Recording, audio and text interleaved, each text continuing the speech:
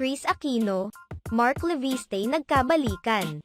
Nagbubuni ngayon ang mga fans ni Kris Aquino at Mark Leviste dahil tila nagbunga ang pagiging consistent ng huli sa panunuyo kay Kris Aquino. Nagbunga ang consistent na pagpapakita ng genuine na pagmamahal at pag-aalala kay Kris Aquino ni Vice Gov. Mark Leviste. Sa mga nangyayari ngayon, maaaring magtuloy-tuloy na ang naitigil na relasyon noon ni Mark at Kris. Kamakailan lamang ay ibinahagi ni Kris Aquino ang isang reunion video nila ni Kim Chiu, kung saan ipinahayag niya na isa sa naging daan sa naging reunion nila ni Kris ay si Mark Leviste. Pagbabahagi ni Kris Aquino, "All I can say is I love you, I super appreciate your effort to visit, and even if it was a gloomy day, you were the much-needed reminder that after all the storms, we can look forward to a rainbow. I've missed you, as in super."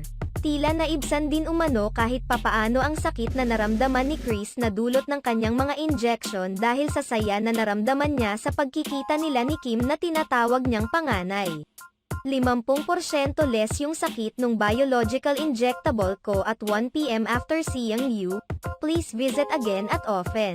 Di ba may bedroom ka na? Thank you for until now, 16 years at counting. Genuinely caring for at trusting me. Super sad your ka-birthday because he arrived 10 minutes after you left.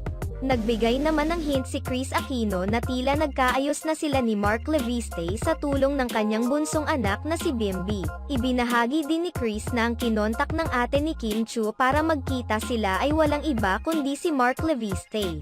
Videographer at the person Kimi's ate contacted to coordinate was Vice Gov at Mark Leviste.